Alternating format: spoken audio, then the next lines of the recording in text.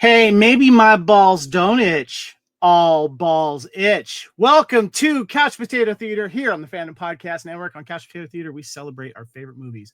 My name is Kevin. I'm going to be your host, and I'd like to welcome you to Couch Potato Theater, the 40th anniversary of Just One of the Guys. There we go. All right, we got to go in for you guys, but we want to give a little advisory and some adult content warning for you guys out there with sensitive ears and maybe the young ones. So I want to give you guys a heads up on that.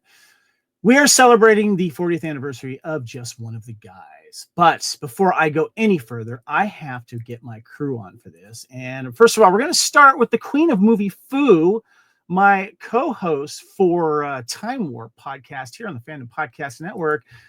Miss Lacey Adderhold, how are you? Hello. I'm doing well. I'm getting over some sinusitis, so please excuse the nasal sound in my voice. That's all right. Glad you're feeling better. Now, Lacey, we do a lot of movies together, but sometimes we have a special guest that comes on, and we have had also a special request, and we're going to get in that. And now, you're the Queen of Movie Foo, but we have Queen of the Beatdown. Jennifer, welcome to Couch Potato Theater. Just one of the guys. How are you? Good. How are you guys? I'm doing good. Okay, and, now I'm officially naming this podcast Just One of the Girls because that's what you are. You are just one of the girls today. That's great. I love it.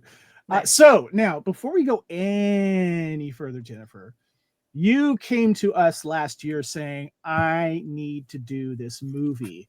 And you also have a nickname for me. So first of all, we just to let people know, you and I have known each other for over 30 years. Okay, we go way back. February 1989 is when we met, when you were doing your little Axl Rose thing. Yeah, that's right. My Axl Rose impression. Good days. So you've also been to me and Erin, my wife, wedding there in Las Vegas. And we just recently came up to see you and your husband, Dave, up in Reno, which was a lot of fun. Thank you again for playing host to us. That was a lot of fun. No, you're welcome. But you called us out last year saying, hey, this movie's turning 40 years old. We have to do this. And I was like, oh, hell yeah. So tell me why you want to do this film and why do I have a nickname? Okay, so I love this movie. When I first saw it, I just fell in love with it. And I've watched it forever. And it's so funny because I, for years, have called you Kavina. Yes. And I'm old. Come on. And I had forgotten where I got that nickname from. And when we were visiting you guys in 23, we were down in LA in May of 23. We were at my friend Laura's house. And when Buddy says, your girlfriend Kavina is here, I'm like, oh, snap. That's where I got his nickname. So I have literally called you Kavina. Yeah, you have. Forever. And it's so nice to know where that nickname originated from, that I don't have an original thought in my head. I just lifted it. I had forgotten too. And then, like, of course, rewatching this, I'm like, oh, that's right. Yeah. I laughed out loud during that scene. So that's where Kavina came from. But the funny thing is that for me anyway, the first pod that you and I did at the same time, you called him Kavina, and I was like, just one of the guys. That's right. So my husband knows you as Kavina. My best friend Laura knows you as, like, everybody I know. Oh no, my friend Kavina. I mean Kevin. That's so funny. That's great. I love it. Well, this is Just One of the Guys celebrating its 40th anniversary on the Fandom Podcast Network here. Hit our QR code if you're watching the YouTube channel. If you're just listening to this podcast, we appreciate that. But give us a shout out on YouTube, subscribe as well. And but we want to let you know what else is happening on the network. Recently, we've done the Terminator at Couch Potato Theater. We celebrated its 40th anniversary last year. We also did Aliens Expanded with Aliens 1986. And Aliens Expanded is the 2024 really cool documentary that came out. And of course, for the holidays, we did Johnny Dangerously, celebrating 1984. Had Jen on there for that one. That was a lot of fun. And we also did The Long Kiss Goodnight, our Christmas movie that we did. And we also did a instant Couch Potato Theater with Deadpool and Wolverine. And we also celebrated Valentine's Day with Lacey's pick of Commando, 1985. And coming soon, we're going to be celebrating Couch Potato Theater 1980s canon films retrospective. We're going to be showcasing several canon 80s action films, starting off with American Ninja 1 and 2 together in one podcast. And recently, we have been doing our friend Norman from who was one of the original co-founders of the Fandom Podcast Network. He came with us to an idea of Couch Potato Theater, Be Kind and Rewind. Those movies you may not have liked when they first came out, and maybe the popular public didn't either. But now we've turned around on them a little bit, and we discussed those reasons why. And recently, we did Green Lantern from 2011, John Carter from 2012, and coming soon, we have the A-Team from 2010. We also just dropped Sahara 2005, celebrating its 20th anniversary. Make sure you check that out. And of course, we've got Just One of the Guys happening right now. Let's go ahead and get into the movie. All right, Just One of the Guys. Jen, I was so happy when you brought this up because it's been a while since I'd seen it. And I wanted to make sure that we do it right. So the first thing that we're going to do is the IMDb possibly vague, not always spot on plot description. So here's what IMDb says. Now, the short version says, Terry feels discriminated against when the summer job at the Sun Tribune goes to two guys. She decides to do something about it. She dresses like a guy and gets a haircut. Will students at the other high school notice? Girls notice him. That's a short version. So principal photography began on October 22nd, 1984 in Phoenix, Arizona, under the working title, I Was a Teenage Boy. According to Lisa Gottlieb, the director, she co-wrote 6 drafts of the screenplay with her writing partner, Mitch Giazzuino. I might pronounce that right. But they were denied writing credit by the producers. The release date was on April 26, 1985. Running time is about an hour and 40 minutes. And box office made just about $11.5 million. Now, I want to start off with you first, Jennifer. How did you originally watch this film, and how did you watch it recently? So let's see, came out in 85. I was 15. Probably because I, unlike you, did not go to the movie theater a lot. So most likely it when it came out on VHS, which are these tape things that you put into a thing called a VCR.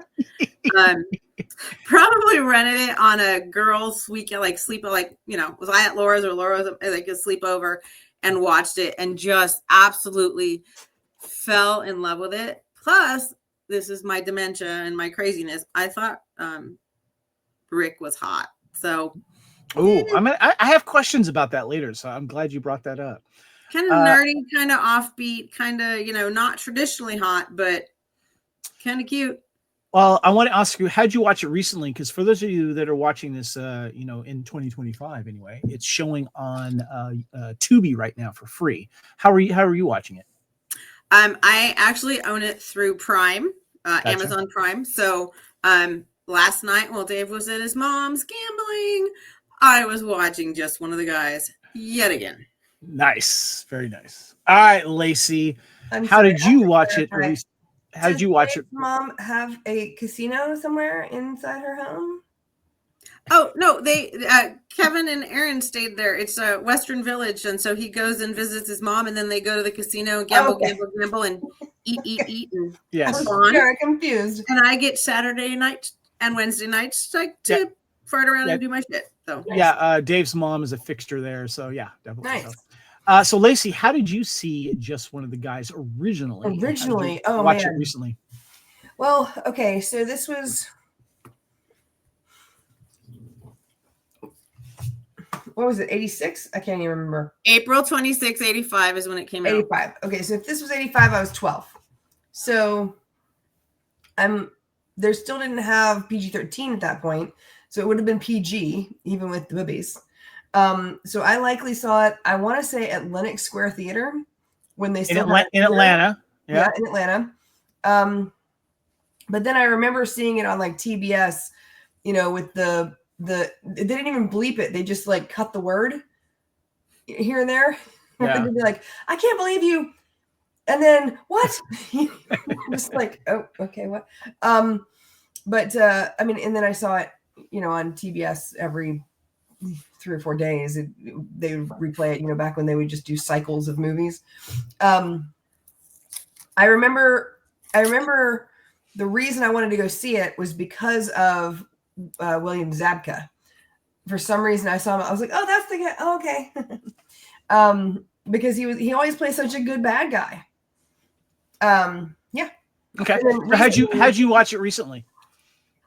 So I had my DVD, right? Then I got it on Blu-ray as well, and then I got my little double disc situation happening. Nice. And did a little combo, a self combo doodah. Nice. Well, yeah. And when you open it, it looks like boobs. It does. And that's why I was holding it right there. And it's almost like that last scene. Like you open it and like. Well, I've had it on DVD for a while. And when it came out on Blu-ray, I followed Lacey's cue and also bought a bunch of blank Blu-ray, double discs, baby. Double disc thing. So I made a DVD Blu-ray combo pack, just like Lacey taught me how to do. And all right, this is all I got. Did the Blu-ray? Is this the same Blu-ray you got? Yeah, same one. Yeah. Which I'm kind of bummed about the logo on the Blu-ray. If you're watching the video, please check it out because I like the old block letter logo on the DVD. Personally, I like that. But did you watch the commentary? Listen to the commentary. No, did not. So funny. The whole cast is on here, with the exception of like neither of the Billies are on there. But yeah. So Janet and a lot of them. My question on the DVD, the Blu-ray and the DVD. How, besides the commentary, are they extra? Is it good? Like cut, like drop scene? Is it good extras? Like no. The only thing on here is the commentary. No deleted scenes, no bloopers or anything like that. So I originally I didn't see it in the theater. I don't even remember hearing about this movie in the theater. I don't remember trailers for it. And Santa Barbara, I don't know if you remember, Jen, it was famous for not getting all the films in Santa Barbara. Like, sometimes some of these would just not come up here. I want to say I might have seen it on broadcast television, but edited. Because I'm having it like I'm watching it someone and I vaguely have a memory of saying, "Oh, they cut this. Oh, come on." I was like, "What are you talking about? Go rent the movie." And so I did. I'm like, "Oh," which is shocking because I know your affinity for boobies. Yeah, so. I like having a booby quota in movies. Especially in comedies and action movies and stuff like that. It pumps up a tick. So yeah, definitely. So yeah. So let's get into the movie discussion here, guys. And I found an article that came out in 2020, which is 5 years ago as of this recording. And because at that time it was turning 35 years old, and just when the guys turns 35, Joyce Hyser Robinson and Lisa Gottlieb on the cult movie. Of course, Joyce being the lead star and Lisa Gottlieb being the director. And so it was on NewYorkPost.com by Sarah Stewart. I'll give her some credit there. It says, amid the jocks, nerds, and shoulder pads, the 80s teen rom-com landscape, a dark horse emerged. 1985's Just One of the Guys, which wore its feminist agenda lightly. In a riff on Shakespeare's Twelfth Night, high schooler Terry, Joyce Hyser Robinson, goes undercover as a boy at a rival school after deciding that she's been discriminated against in a journalism contest for being just a pretty face. The cast, including a young Sherilyn Fenn, who was mostly unknown, though Billy Zabka of The Karate Kid played a bully. Ahead of the film's 35th anniversary in April of 2020, the Hyser Robinson and her director, Lisa Gottlieb, gave us some behind-the-scenes insight into the film, which has a Blu-ray release out April 28th. Questioner says, how is the first-time director in her 20s was discovered with an award-winning college film? Lisa Gottlieb says Murder in the Mist was a takeoff of a misogynist film noir and became this little gender-bending movie. A guy from ICM found me and said, I'd like to do a high school version of Tootsie. Her lead actress didn't have to look far for inspiration. Joyce Hyser Robinson, quote, I grew up with three brothers, a street kid from Philadelphia who loved movies. I had a good idea of how I wanted to portray Terry, and remember, I'm not supposed to be a boy. I'm a girly girl pretending to be a boy. and how Hyser Robinson kept her cool in the plaster casted bodysuit she wore as a guy. It was so hot when we shot outside, we would have, I don't even know if this exists anymore, sea breeze, an instant face toner. It had this cooling effect, and they had buckets of it around that would pour it down my bodysuit between takes. Keep in mind, people, this was filmed in Arizona. So now, knowing that, guys, I want to kind of just start the discussion here. When you originally saw this film, what, the comments that this, of course, is a play on Tootsie, female empowerment, a girly girl wanting to be a girl but not being taken seriously. Did this hit home with you, Lacey? This is one of the reasons that Twelfth Night is one of my favorite Shakespeare plays. Okay, gotcha. Yeah. I'm actually not familiar with the play. You want to briefly give a description of that? It's a woman who pretends to be a man so she can do things, literally anything. Gotcha. Cool. In Shakespearean times, it's If you watch the movie Shakespeare in Love, yes. Okay, at the very end, you see her go off to the island, like onto and walk. Oh yeah, okay. And like that's actually the beginning of the 12th night. Gotcha. Jen, what about you? Did any of this storyline hit home with you? Oh God, yeah. So, I have brothers. I don't have sisters. I have brothers. Girly girl. However, like at football games in high school, which at Glendora was like a social event. Like Laura and all our friends would be like social butterfly. I went to the top of the stadium, plopped my ass down, and literally sat there watching the football game. And, in the 80s, gender roles were much more, strict. Like you, a girl, you go in this box. But Kevin, I love football. I love hockey. Like I love sports. And it is something that still resonates with me today because I work in a predominantly male field and always have. But, trying to say, I may be a girl, but I have interests that are traditionally male interests.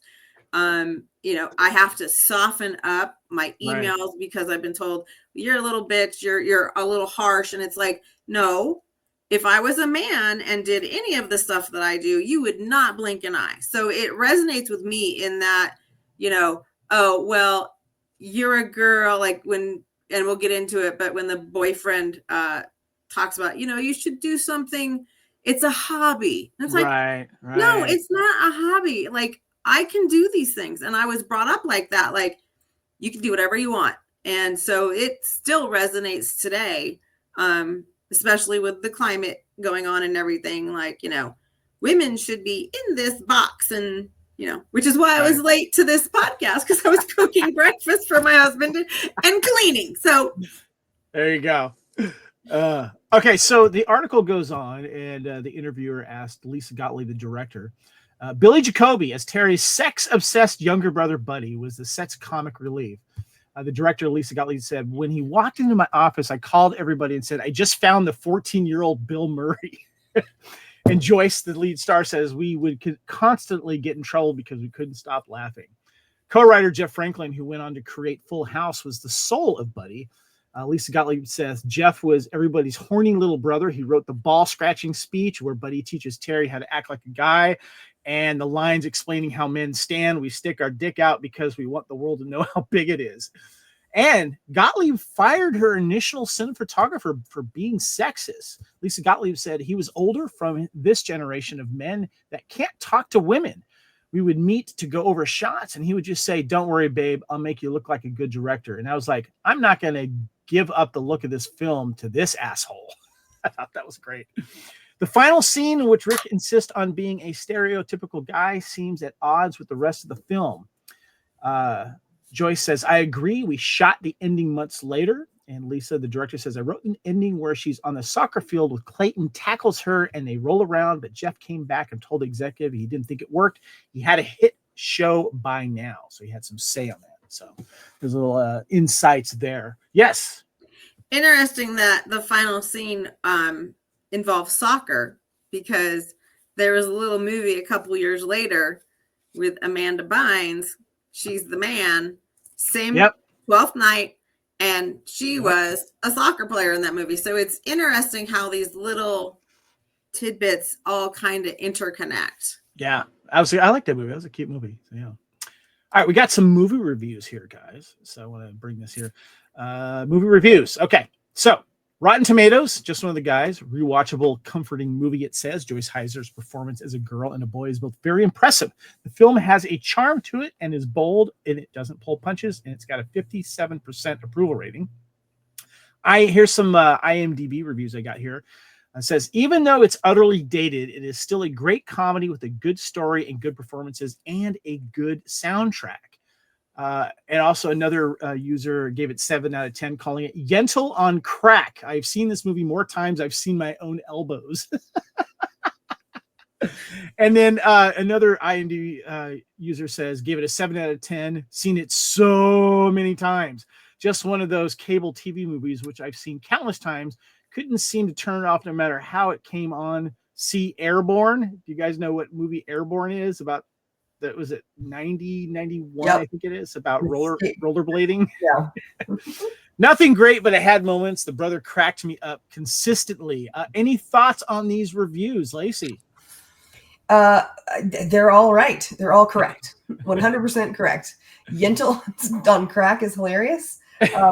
That might be my new favorite description of this movie. Yeah, let's write that down. Yeah, I like that.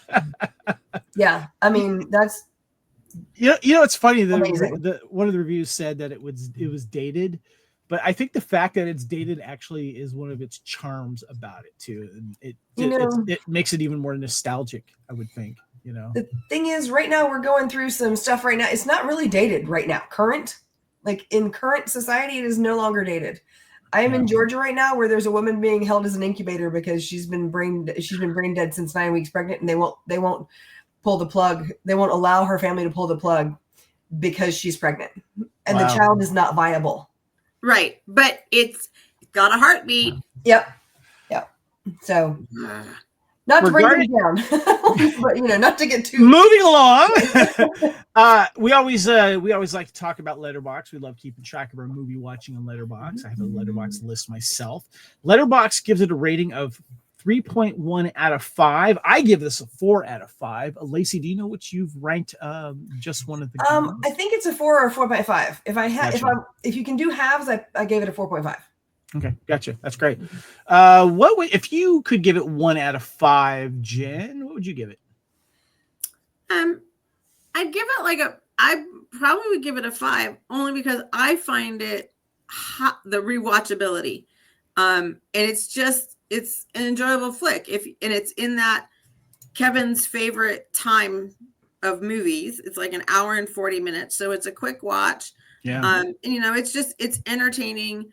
When cleaning or cooking, you can put it in the background and just kind of keep an eye on it. But I love it. So I would give it a 5 because there is some patriarchal crap, but the rewatchability and just, it's fun. Yeah. I should also clarify my scale. Because my 1 to 5 is not anyone else's 1 to 5. My 1 to 5 is entirely based on my interest in watching it and showing it to other people. Like Barb and Star go to Vista Del Mar, that's a 5. The Godfather is a 2. I know. I'm sorry. What was a 2? The Godfather. Like I don't want to watch Godfather again. That's just a lot. Yeah. Right. I'm not going to watch that unless there's a reason to watch it. But so it's all about rewatchability and interest in introducing other people to anyone that I know is pretty much given it a favorable review. Yeah. And it's not for the obvious scene that we will talk about at the end, the reveal, but it's just got a lot of charming moments for it. And one of the things too, that's just weird. It's like, there's no parents in this movie. You only got teachers, which I thought was fascinating. They're on vacation or they're calling or something like that. So, but let's get into some interesting and fun trivia here, guys. This movie scored very well in test screenings, especially among the teenage group. However, 1985 in film saw a huge boost in the young adult genre, particularly the John Hughes films, which were getting a lot of publicity due to the Brat Pack. This movie ended up getting lost in the shuffle and made a little over $11 million worldwide. It would later gain a larger following on the home video market. And I know it got a lot of probably play on V8 or HBO as well. I'd never had the pay channel, so I didn't see that type of stuff, but definitely in video rental market. So yeah. In the boys' restroom at the high school, there's a graffiti in the stall that reads, "Lisa plus Joyce are sluts." This is an in-joke referring to Joyce Hyser and director Lisa Gottlieb. Actress Joyce Hyser, who played the lead character Terry Griffith, wore a wig for her early scenes as a female and then had her hair cut short later in the scenes as a male. Joyce was 27 years old playing a teenager during the filming of Just One of the Guys. Does that surprise you, Jen? I was more surprised by the wig thing than, because I mean, look at the cast of Beverly Hills 90210, look at the cast of 16 Candles. And it's funny, the parent thing, the parents are on vacation, is also very John Hughes-esque because, with very few exceptions, like 16 Candles, the parents are kind of, they had the kid and dropped him off at the movie set and, here's the movie. Mm-hmm. So it's very John Hughes-esque. They must have like the coolest parents or like the hippie stoner parents that we saw like in Valley Girl or something like that, they're just like, we trust the kids, have fun, or completely oblivious parents who think, we can leave the senior and the freshman sophomore at home while we go vacay wherever and they'll be fine. They're great kids. Lacey. I had a friend when he was a junior. I think I was a sophomore and his younger brother was a freshman. Group of friends. His parents were from England, and they moved back to England and left my friend in charge of his brother forever. They just moved back to England. Must be nice in the 80s.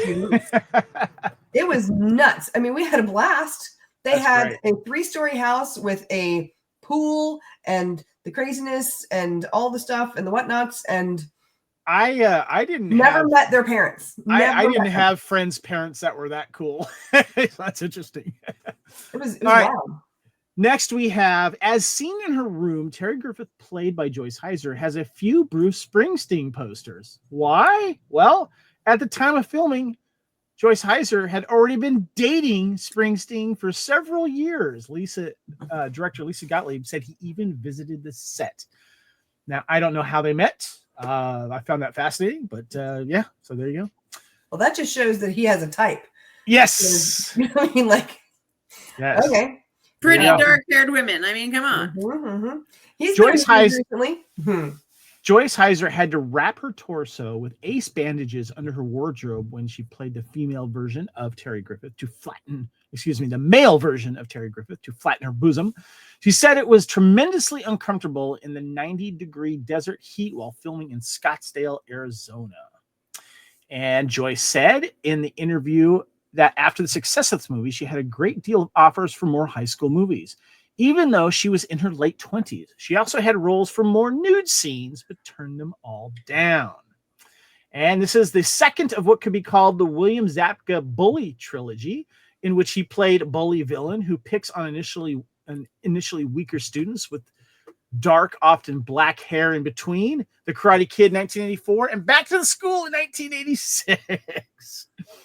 And number 8, trivia here is the picture is ranked at the number 48 spot on Entertainment Weekly's 50th Best High School Movies list.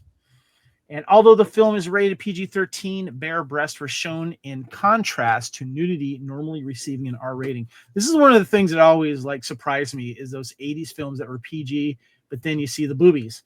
Like Irreconcilable Differences was one of the one I noticed because we went to that movie as a family, and I'm like, whoa!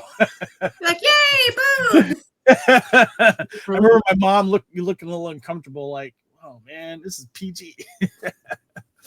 All right, let's get into our favorite scenes. Now, we are going to discuss that infamous scene of the reveal after this, because we got some stuff to address regarding that. But I do want to get your guys' favorite scenes. I'm going to show some screen caps from the movies there. And Jen, since you brought this to the table, I would like you to go first, please. What are some of your favorite scenes in just one of the guys?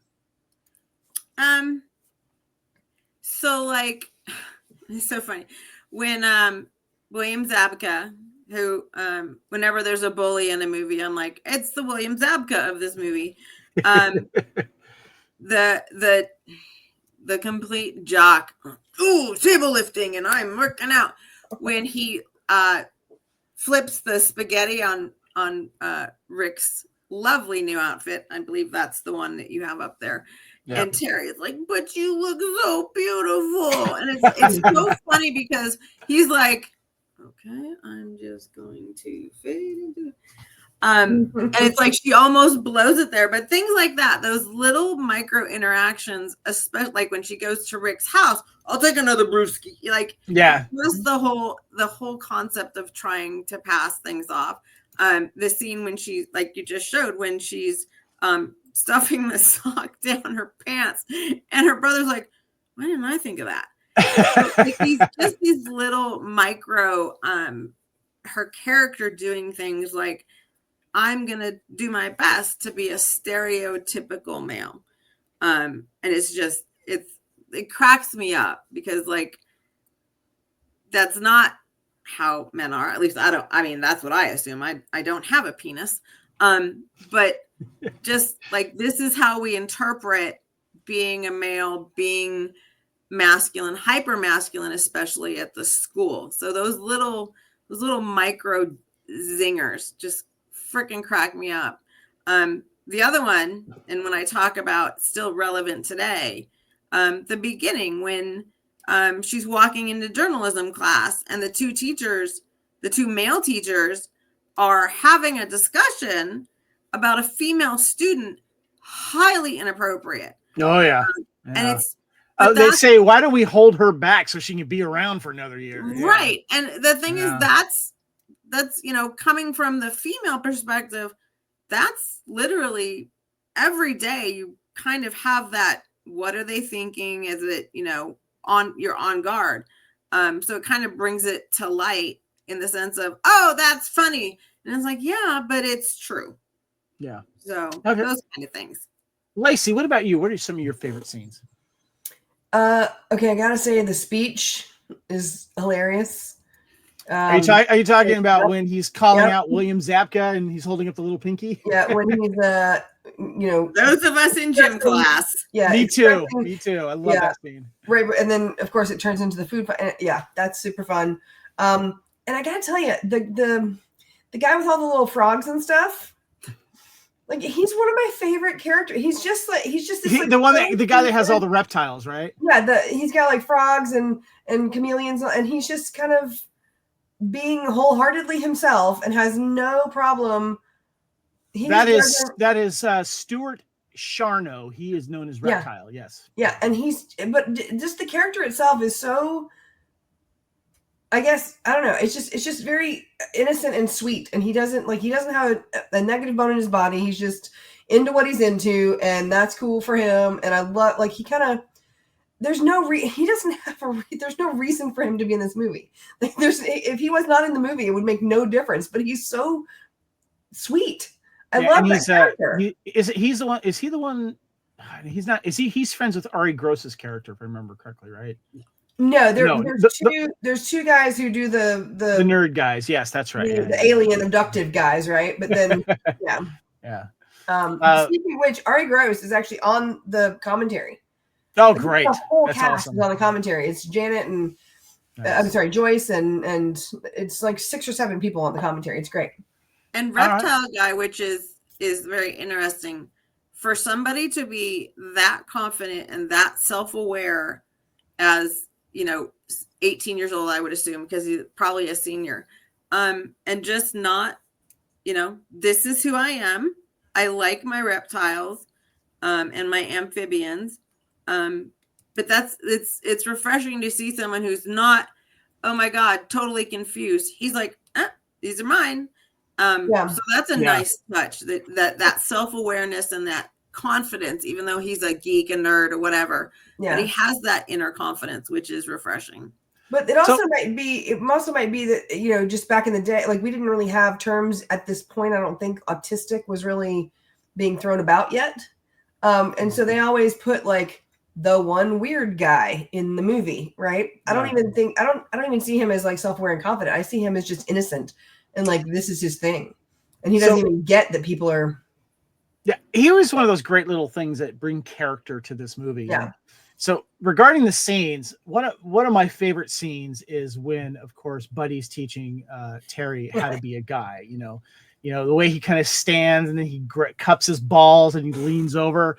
But the best thing about this scene, especially the scenes with Terry and Buddy, is you see the reactions of Terry. And Terry isn't like disgusted. She kind of finds it charming. You could tell she's got a nice relationship, even though they give each other jabs. And she puts up with his stuff. He puts up with her stuff. And I like the relationship between brother and sister, because in most movies, in teen movies, brothers and sisters usually hate each other for one reason or another. And this is one of the things I found charming. That was one of my favorite scenes.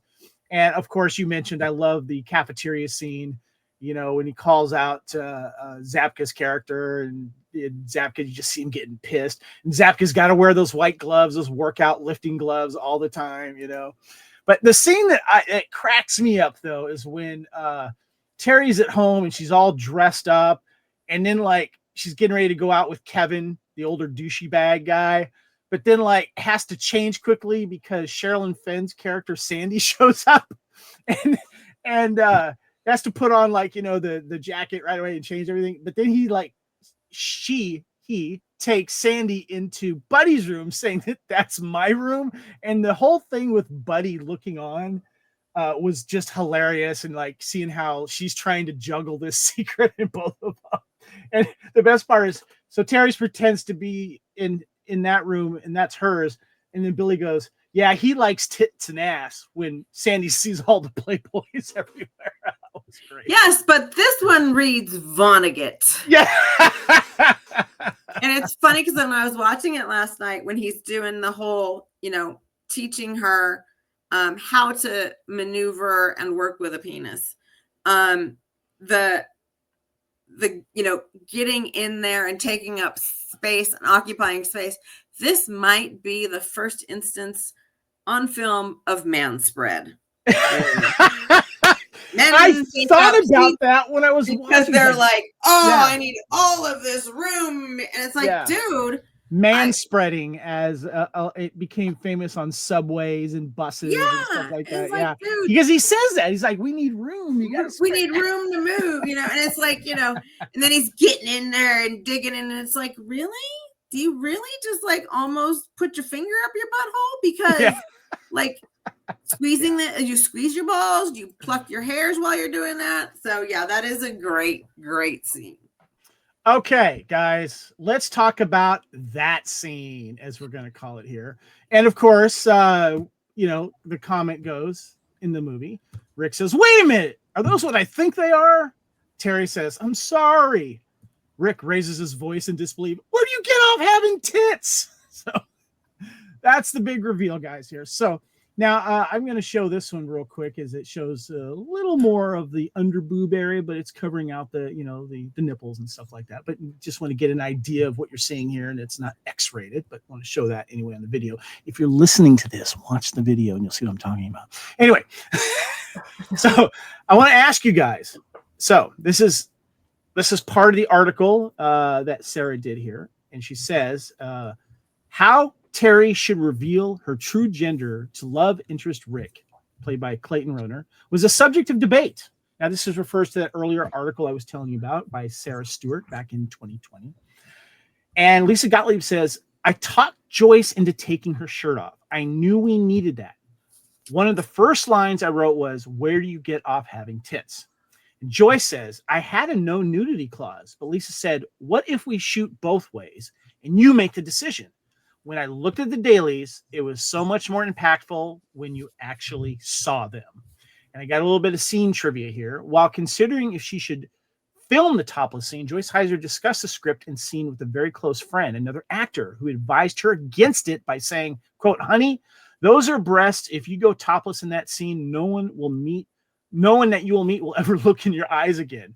That freaked out Hyser, but she ultimately decided to do it. In 2010, Hyser said that if she had known that the internet would have been invented a few years later and her breasts would end up on porn sites all over the net, there wasn't a chance in hell she would have done it. So, guys, I want to get your thoughts on this. Now, being a guy, I have a different obvious opinion about this. But I want to kind of get your guys' opinion on this. Do you think it was important that they actually show her nudity? Jen, start with you. Absolutely. Because like you can say all day, like, no, I'm a girl. And she does raise her voice. She goes, from the depth of, I'm a man or I'm a teenage boy, till her voice softens up and everything. And I think it's very important. And it's not, the 80s were famous for gratuitous nudity and, let's show boobs here and let's show boobs here. But I think here, in order to get her point across, because, I talk about, the men of the 80s not taking women seriously and, it's a hobby.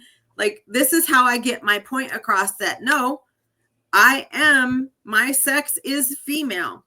And here, I'm going to prove this to you by showing my breasts. So I think it's very important. And I love the fact that Lisa Gottlieb gave Joyce the option. Whereas, you read a lot of articles today about, the director said I needed to do this. And it's typically a male director, most all the time, where it's like, oh, you do this or I'm going to fire you, blah, blah, blah. They don't give women the option. And I love the fact that Lisa Gottlieb said, we'll film it both ways and you make the decision. So she gave her the power to control what is seen of her, what is done. And I understand the internet thing, but I think that's very powerful and not really common in 80s movies across the board. Plus, Hyser's tits, effing beautiful, like perfect. That's what I think of when I think of the movie. Yeah, okay, I'm sure Kevin has a different, this is what I think of when I think of the movie. Whereas I think I'm going, one of the most perfect pairs of breasts in the 80s.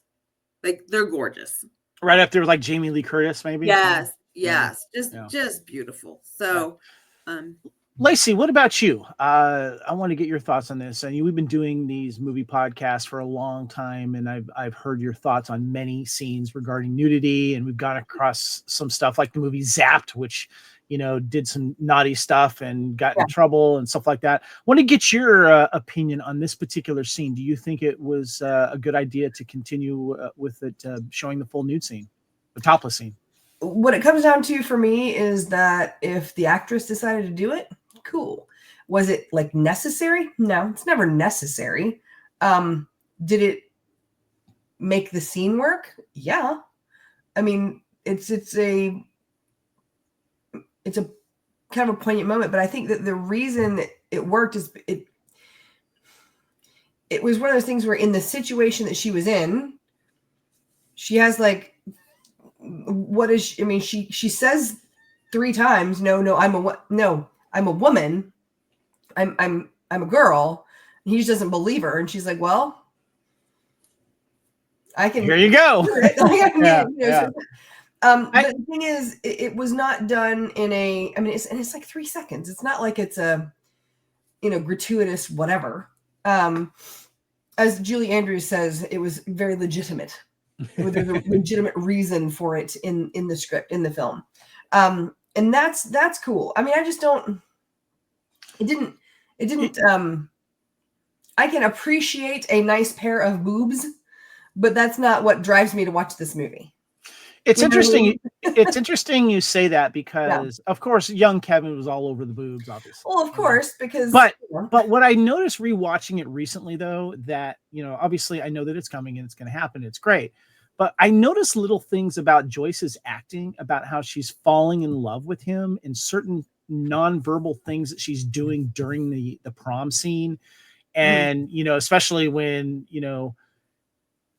she's falling for him and he's fallen for someone else. And, you know, she doesn't like her boyfriend, Kevin, who's this, you know, older college guy who's wants just to have arm candy.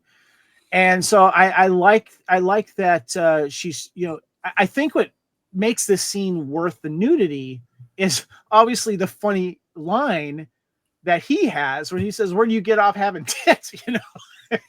Yeah, Lacey. And in the commentary, they have this discussion where they do say kind of all the same things we've been talking about, where she was like, you know, little did I know, you know, video, you know, because videos weren't even that good at that point, you know, like you're talking 88 before it really became a big thing. And then with the internet and all that kind of stuff and pausing and screenshots and whatever.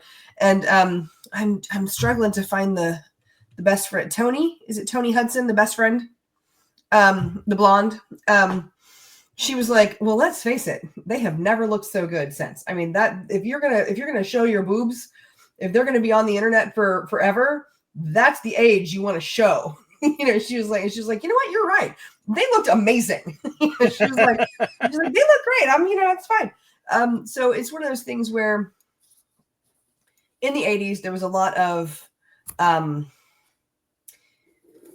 unnecessary nudity requested by male directors and other like groups that, you know, when you had like the token female in the film. Right. This is a movie about a woman who is using her sexuality and gender and figuring things out, trying to specifically thwart her situation. Yeah. So that being part of it, I think, is reasonable.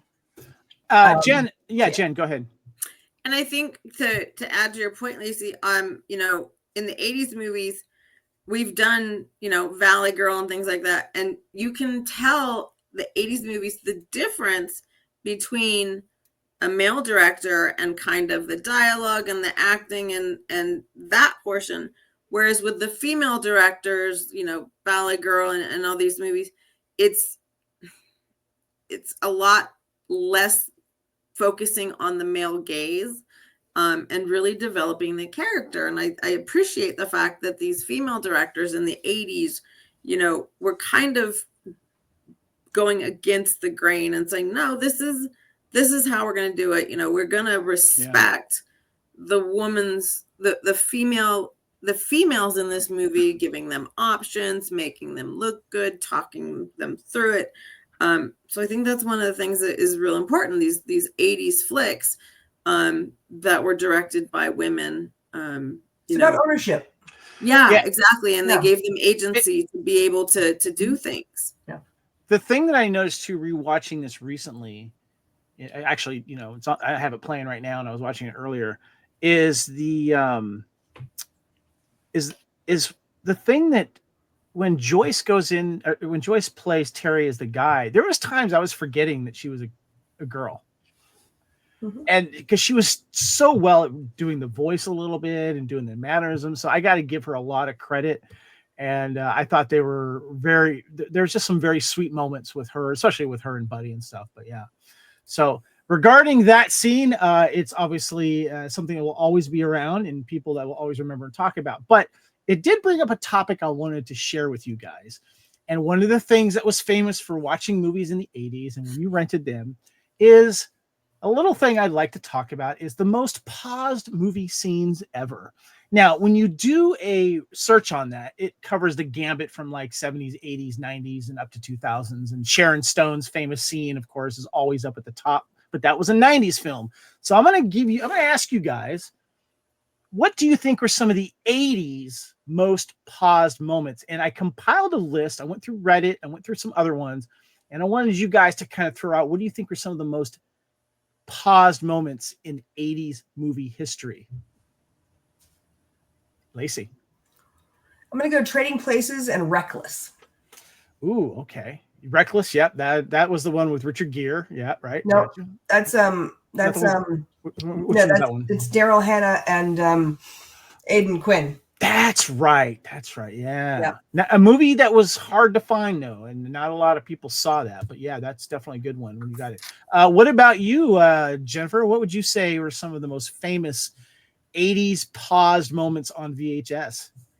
I would say E.G. Daily in Valley Girl. Yeah. That's probably one of them. Lethal Weapon. The butt. Yes. No. In the very beginning, before she jumps, like, yes. you know, that and the shower scene in there. Okay. And there's one other one that I can't think of, but you know, it's I could see it. I mean, I can. So could everybody else if you paused it. Right. Well, but it's, you know, having brothers, it's, you know, boobs. Well, I bring this up because I was kind of curious where Just One of the Guys landed on people's list. And I'm actually surprised. Just One of the Guys was omitted from many of these top 10 lists and such like that. And it kind of surprised me. And I'm thinking, like, maybe the movie didn't get the circulation. Maybe a lot of people didn't remember it because others were more memorable for certain reasons because of the scene. But I have a list here and I wanted to showcase them. And number one, of course, is Phoebe Cates in Fast Times at Ridgemont. That was the other one I couldn't think of. Yeah. But here's some other ones, some honorable mentions that were out there. Patrick Swayze getting out of bed in both Dirty Dancing and Roadhouse. Mm-hmm. The Ghost Kid in 3 Men and a Baby. Remember that one? Yep. Pick a scene in Revenge of the Nerds. I can name a few. We've got Bush. We've got Bush. Yeah. That's my pie. That's my pie. Yeah. That's my pie. Yes. The sex scene in All the Right Moves. Tom Cruise and Leah Thompson. There you go. What was the one in Rebecca De Mornay and let me say the list. Yeah, I'm getting a list here. Cool. The random jiggling boobies on Airplane. Name a scene in Porky's, pretty much. Top Gun volleyball scene. Large Marge in Pee-wee's Big Adventure. People wanted to see what that face looked like because it was so fast and scared a lot of people. Yeah. Couple scenes, of course, in National Lampoon's Vacation. The guy's melting face in Raiders of the Lost Ark. Trading Places, Jamie Lee Curtis. Tanya Roberts bathing in Beastmaster. The Teen Wolf gymnasium scene where infamously someone seemed to be taking down his zipping his fly and possibly pulling something out. That's a thing there. Now this was new to me. 1988, Who Framed Roger Rabbit? Going Commando. Apparently when the Laserdisc came out, because scenes were a lot more clearer, there's a scene where Jessica Rabbit is thrown out of a car and her legs open up, and it seems like going a little commando there. The scene was altered on future video releases, just so you know. Two Moon Junction. My wife had to remind me about this one, 1988. Pick 40 minutes out of that movie. You'll know what I'm talking about. I remember Two Moon Junction. Scanner's head blowing up. The Angel Heart sex scene. 9.5 Weeks, and the private school with Betsy Russell, with also Phoebe Cates, with Betsy Russell riding topless on the horse. So there you go. Those are some of the more popular pause scene moments in the 80s. Now, if you go to the 90s and 2000s, you're going to be adding a lot more. These are obviously not. These are the popular release movies, not porn or your typical Skinemax film, but you know what I'm talking about. You know, in case you didn't have Cinemax, people had to go get videos and stuff like that. So 9.5 weeks. I don't know if that's a pause or a rewind. Take notes on how to open the fridge and feed somebody food while they're like that. To me, was one of the hottest scenes. In the 80s, like that whole thing with Mickey Rourke. It's just... Risky Business too. That was hot because there's a scene where she like opens up her, you know, in the dream scene, and there's the train scene as well, which is hot. So, but yeah. But with 9.5 weeks though, I just kept going, oh my God, that's gonna be so messy. Like there's gonna be so much. It's gonna be so messy. Like, I did too. I was like, perspective, like crap. I gotta clean this up later. I just went back there going like, oh, first of all, sticky, and second of all, what? That's like an hour cleanup, y'all. Come on. Let's talk about our favorite quotes of Just One of the Guys. Obviously, the where do you get off having tits is one of the more famous quotes. But Jen, I want to go with you. What were some of your favorite quotes? Do you remember from Just One of the Guys?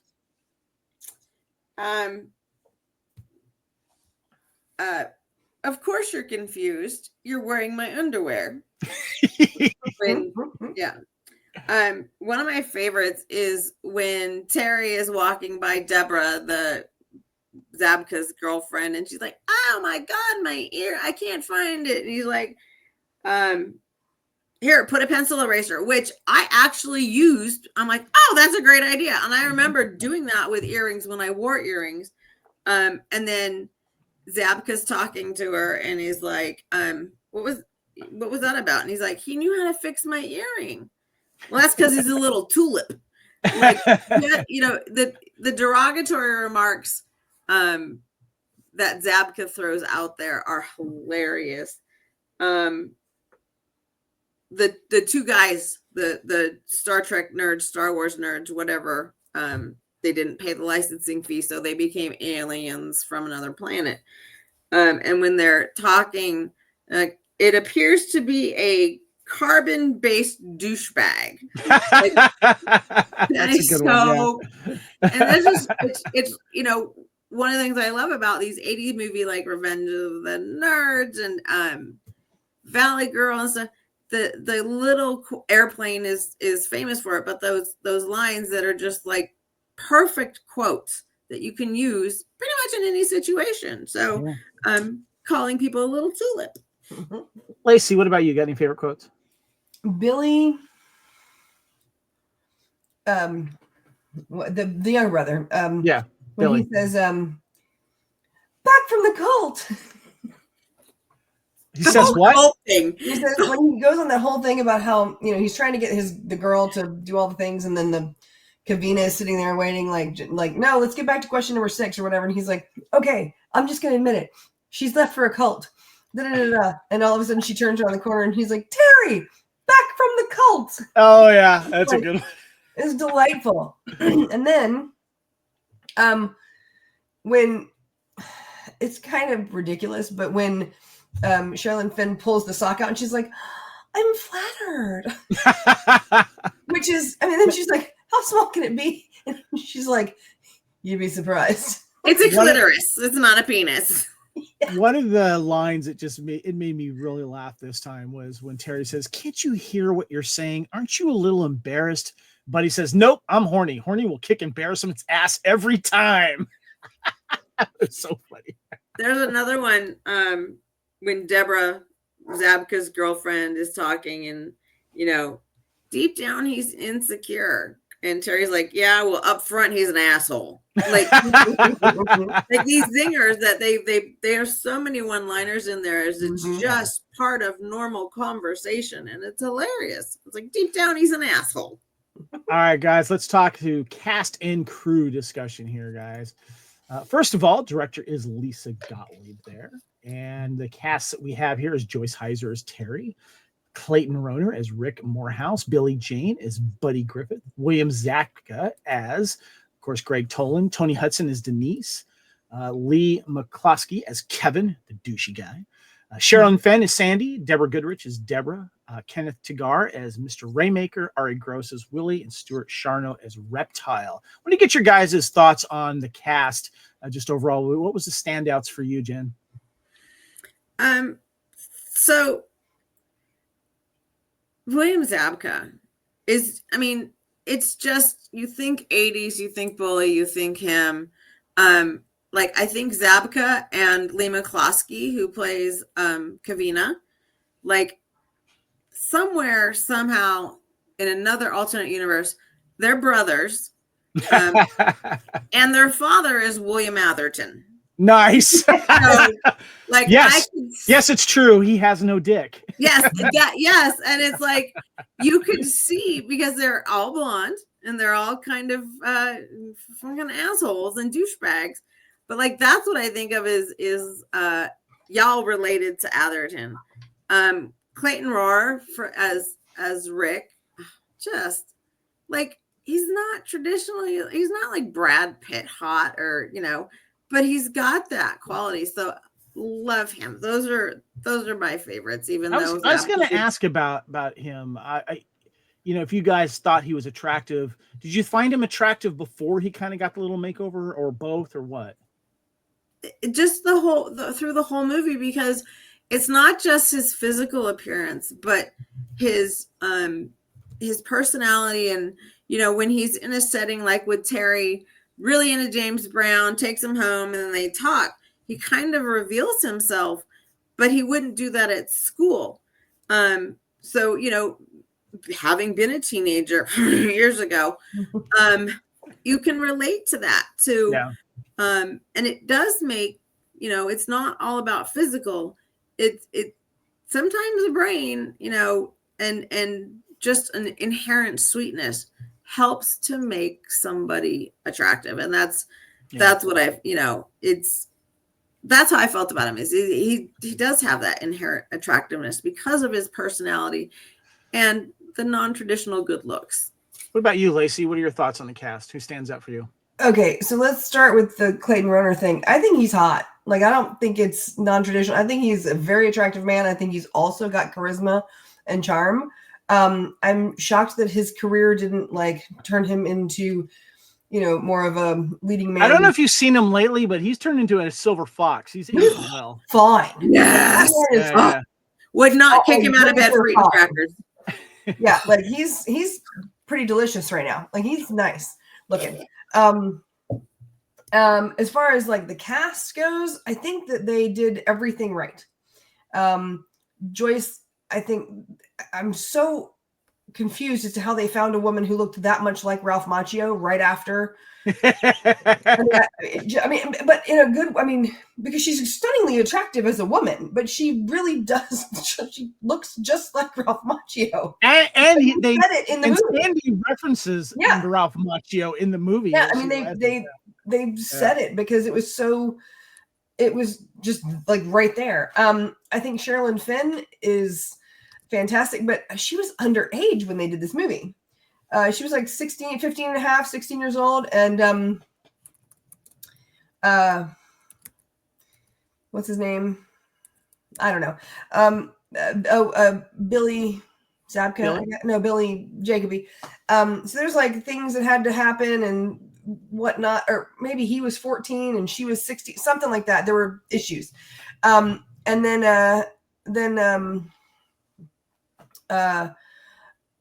what's it? I mean, you can't go wrong with William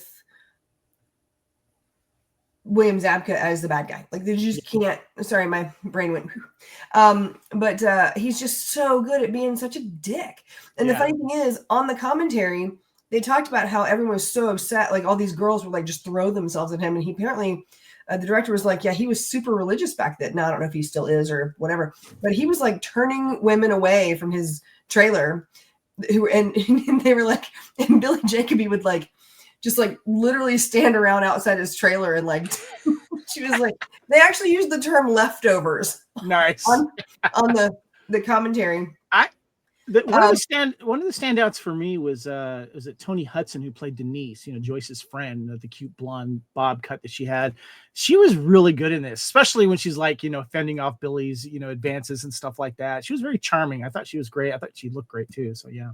Okay. Regarding the cast, guys, I got to ask you the big question. You got two to choose from. You have to choose one. The Ocean's 11. Do you think we need one more? Who would you add to the cast? Or the Tom Selleck was Indiana Jones. Which cast member would you replace with another, and who? So, Jen, I want to start with you. Would you add someone to the cast, or would you replace someone? If so, who? I don't think we need any additions. I think it's, you know, it's world, and you know, you basically have like 4 or 5. So you have Billy and Terry, Kavina, Sandy by Sherilyn Fenn. Rick, and then the best friend. And that's kind of, you know, friend groups being small. And my friend group is small. So that's relatable. And you're not trying to, oh, wait, who's he? What? Replacing, you know, again, don't know. Not obvious, but the one that just like, if this movie was made in the 60s or 70s, again, William Atherton would be the perfect Greg Tolan. Like, because he's just right. that whole asshole. And but I think it's good. I can't see anybody else in the movie playing a character. Okay. All right. What about you, Lacey? Would you add someone to the cast, or would you replace someone? And if so, who? You know what? I wouldn't replace anybody necessarily, and I don't think that it would need to have another like main character or anything. But it would have been really funny for Ralph Macchio to just like walk through at some point. maybe their cousin, maybe Daniel LaRusso is her cousin. Right. That would be... But just to have, or just to have him like walk by, or even to have Sandy her locker with a photograph of Ralph Macchio from The Karate Kid, and have William Zabka walk by and go, "Huh, that's weird." And like, just to have that like look on his face, which would be fun. Yeah. But I think the movie's perfect the way it is. You don't need any extra people. Well, I was debating on this. I'm like, who could you add? I like that idea of Ralph Macchio. That'd be fun. A little on the nose too, so just since they mentioned his name. But I went with the Tom Selleck was Indiana Jones. Which cast member would you replace and why? And you guys may not like this option here, but I was thinking about it, and I think what was missing from this film, and you could say a big name or someone on the rise. This film obviously got buried by the John Hughes and all those kind of stuff that was happening. And as much as I like Clayton Rohner as Rick Morehouse in this, I think that the better cast would have been C. Thomas Howell.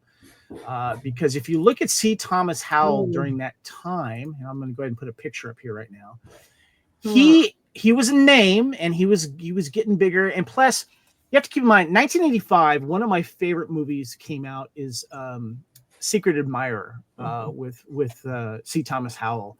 And I think he's also a better actor than Rohner was at this time as well.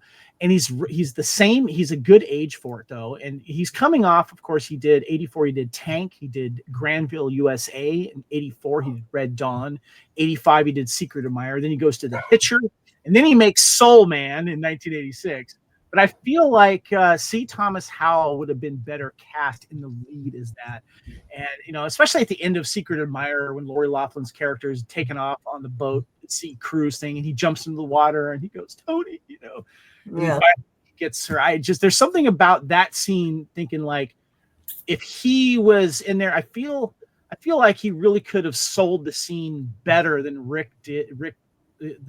Clayton did, especially in the reveal scene a little bit more. Just my thoughts. What do you think, Lacey? Am I off base here? The reason I don't think that would work is because C. Thomas Howell and Joyce Hyser are the same size. Not a bad way. Same size, you mean? They're the same size. They're the same height. They're the same build. Why is that a problem?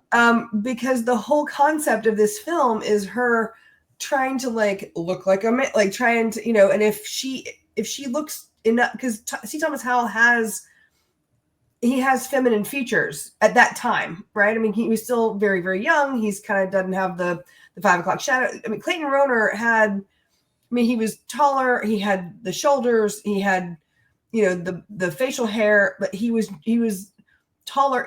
It's just. I see your point. I see. And the other thing is, I don't think C. Thomas Howell pulls off the obsession with what's his name, the musician, James Brown. Well, I think he pulls off obsession well because he did that well in Secret Admirer. I think obsession with a woman, but I don't know about the obsession with the music. I don't. I got you. You disagree? That's fine. Yeah, I got you. I just think that this would have been better with a bigger name in it, and it might have gotten a little more traction. I'm thinking because he was on the rise, definitely, especially from Outsiders and stuff like that. So yeah. Well, Outsiders was later though, wasn't it? 80 was that? Outsiders was earlier. Was that 81? Yeah, 83, I think. 83, it was. okay. Yeah, 83. Yeah, okay. Right on. All right. So the next category here that we have is the Zoolander. They look so hot right now. Favorite costume or fashion moment. And I'm going to showcase a few here. Of course, we got Joyce Hyser, both in her bikini, looking great. And then, of course, turning into Terry with the cool jacket. And we got some, of course, we got some more here with Rick Morehouse's character when he does the transformation. Want to get your guys' thoughts. William Zabka rocking the white tank top and the white workout fingerless gloves, which was a thing for him. And his girlfriend as well in the red, and just there's some good fashion moments here. Jen, let's start with you. What was some of your favorite fashion moments, Zoolander moments? They look so hot right now. So for Terry, when she's as a female, that white leather outfit that when she's getting ready before Sherilyn Fenn's character shows up, that outfit is so hot. To me, it's reminiscent of one of the girls in ZZ Top, like that. Right. So and also Can't Buy Me Love. Thank you. I was gonna say Amanda and that one, and it just the leather looks so soft and supple. It's like I have leather clothing, but that is just it's almost like fabric, like it's so soft. For when she's Terry, bottom right of the screen, that jacket, the blue jacket with the diamonds. Quintessential 80, but I love that jacket. I think it's so awesome. Glad you brought that up because I agree. What about you, Lacey? What are some of your Zoolander, they look so hot right now moments? Fashion. Okay. Well, first of all, you got to go with all the t-shirts that Buddy wears. Yes. I mean, we don't even have to go through them. Just make sure the next time you watch, pay attention, right? There's fun. But I like the sleeveless, what is it? Plaid shirt button up. It's the sleeveless outfit that he wears. Yep. I like that one too. Yep. Yeah. And when he gets ready to go to the prom, he's like, hold on, I have to change. And he comes back and he's wearing the tuxedo t-shirt, which is I have one of those, by the way, that's a Star Wars version, and it has the TIE fighter as the tie, which is anyway. But yeah, so that's delightful.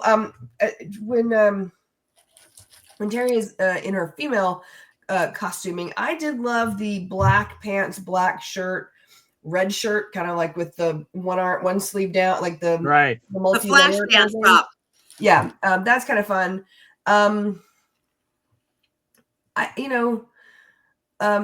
fun part of the commentary, Clayton Rohner, apparently when he showed up for his interview and they told him to bring some options for clothes, he brought a bunch of different clothes and they were like, okay, great, we're going to use these for the before.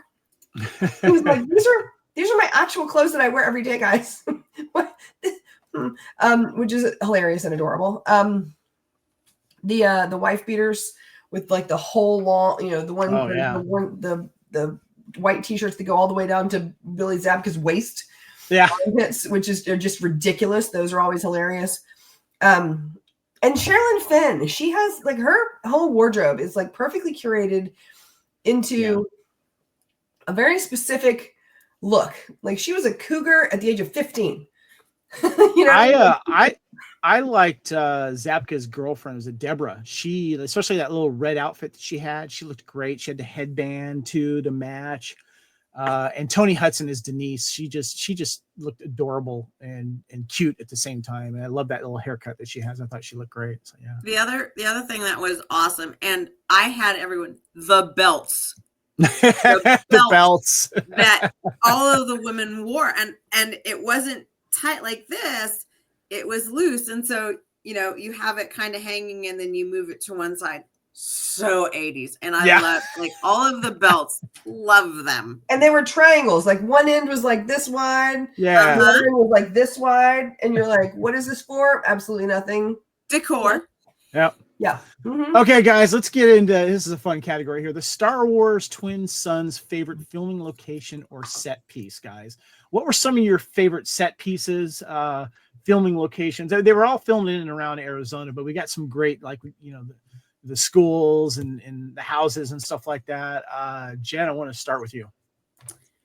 So the schools and the filming location, first of all, Buddy's room.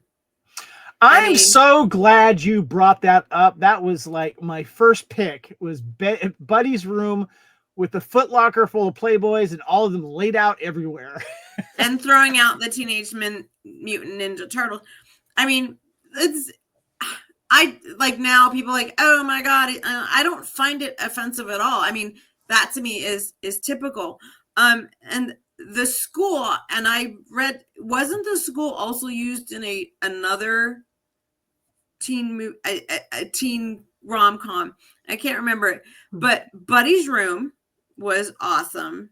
And that's kind of the one that stands out for me. See, I'm not a fan of Springsteen. That's almost like I'm showing a picture of Joyce's room. She's got right, the girly room. Yeah. And then where did they get a location for the prom that looks like they're in Hawaii? Like, well, I got a little trivia on that. Okay. So there was an area where they had a man-made beach and lake. It was called Surf or something. I can't remember what it was. But unfortunately it's been demolished, but they had the prom there. That was a really cool scene. And then the other thing I like that, let's go to the cave scene they had there, which they showed rocks, kind of like if you go out in the desert and there's a cave that everyone goes to either like, drink or smoke or have sex make or out like that. Yeah. So those, I'm so glad you mentioned Buddy's Room because I was going to bring that up. The school, by the way, I don't remember. There was other stuff filmed there, but there was 2 schools that they had there, and one of them's been demolished, but one of them's still there. But I did want to mention, I thought it was kind of weird though that the school that they first go to is called the Edwina Pearl High School. In real life, it's known as the Coronado High School, and then the other high school was the Sturgis Wilder High School. That's a combination of names of Hollywood figures Preston Sturgis and Gene Wilder. But I was looking up Edwina Pearl. I don't know anyone famous by that. I found someone's grave that was a woman who lived from like early 1900s to 1960 that passed away that was named Edwina Pearl. I just thought that was a weird name for a high school. So this just popped my head while you're talking about it. So is the school that she's dressed up as Sturgis Wilder named after men? So the male side of her acting. Yeah. Edwina Pearl, where she's a woman. Maybe it's one of, I don't know, but maybe it's one I of never thought about that. And it just occurred to me when you were talking. I'm like, maybe that's what they're doing is they gave the school she attends when she's female is a female named school. And the school that she attends as a male is named after men. Great. So that might be a observation. Subtle, Yeah, great observation. Lacey, chime in on your favorite filming locations or set pieces. Well, number one, they discuss Edwina Pearl. That's named after someone. It's on the commentary. They named it after somebody, and I can't remember who. I think it's like both their grandmothers or something. I can't remember. Oh, cool. Good to know. All right. I don't quote me on that. It was. This is why I love you. The fact that you actually watch the audio commentary. So I love the commentaries. I think it gives a little bit of insight into the personalities of the people you're watching, which makes me like the actors more. Anyway, was there any other locations that were your favorite? Yeah, I agree with Buddy's Room. I do love Buddy's Room. I also loved Rick's room. The amount, like the set designer in this, like for the on-set props, because props and set design, when you have a room that looks like Buddy's or that looks like Rick's, it's a combination. It's a very much an interactive situation because anything that you can pick up is props. Anything that's on the walls, it's art, right? So it's amazing what they put together with all of the James Brown stuff on, for Rick and all the women in Billy Jacoby's room, and then even the Springsteen stuff. Like that's a very curated bedroom. I think that I know that the locations is what you're looking for, but I think that using a set piece. Yeah, I mean that's hard work. If you've ever been on a film set, it's like because you're designing something that's supposed to not be noticed. Yeah. It's funny too, looking at the scene of Joyce's room and she's dressed as a guy and Buddy's in there and her friends in there and she's talking. It reminds me that when Sherilyn Fenn's character Sandy referenced it looks like a cross between Elvis Costello and the Karate Kid. Yeah. Yep. Yeah. But then also with the bedrooms, Buddy's bedroom very masculine and kind of sloppy, which again, those subtle cues male, sloppy, and then you go to Joyce Hyser's room, very clean, kind of bright lights, feminine. I have to ask you guys this question about Buddy's room though, and I need the woman's point of view on this one, okay? So Sherilyn Fenn's character Sandy walks in there, and she's kind of taken back a little bit, but she's crushing on, of course, Terry. Mm-hmm. If you guys came into a room like that with a guy that you're interested in, what's going through your mind? I've walked out of a room like that before. Really? Yeah. Well, I'm just like, no. What about you? Turned around and walked out. What about you, Jen? Are you wanting 15, 16-year-old Jen or 55-year-old Jen? I want 15, 16-year-old Jen because that's more realistic at the time because that's when this would be happening. So yeah. Doesn't bother me. It kind of, you get over the initial embarrassment, which happens when you're 15, 16, 17, you're a teenager. But if I really liked the guy and walked into that, I'd be like, okay. But if I'm wanting it to work, I stay. Like if this is somebody that I've been pursuing or really like, right, I can get over it as long as he doesn't have psychotic serial killer tendencies. He tries to sell the room too, about the being, because she reads Vonnegut. I mean, yeah. And he wants to save the sea turtles or something. Yeah. And having lived in a house with brothers and stuff, Playboys were there, always looking, but on the centerfold they put these things down. Mm-hmm. So it's not, from my perspective, it's not beyond the realm of possibility that when he says so and so read Vonnegut, she probably does. This is just a great shout out though to the chemistry between Joyce and Billy, Billy's character or the character of Billy, and how well they just work off as good siblings. And the scene that I did want to mention real quick that I like too is when he's frustrating that he can't get a date and he can't get laid, and she's frustrated because she's juggling two lives. They both climb up the stairs out of exhaustion and frustration. It was a really cute scene. I thought that was funny. Yep.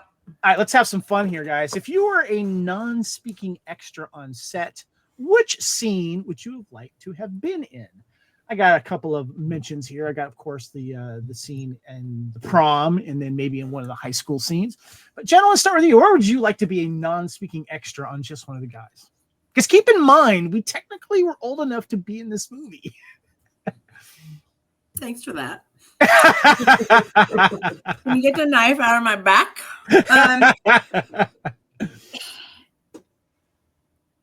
I think it's so hard because the scenes that are non-speaking extras are like big scenes, and it's like it's not like being in the house and kind of the housekeeper.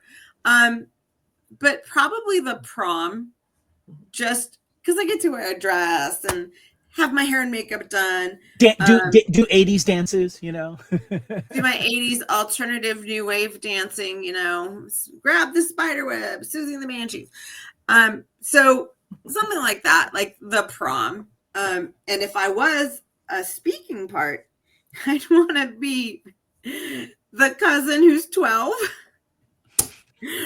So bitchin', like just that whole thing is just hilarious to me. Like, oh, you trapped him. That poor guy is gonna go to jail for statutory dating. Lacey, what about you? If you were a non-speaking extra, which scene would you like to be in? I have two. The first one would be the prom, but not for the same reasons.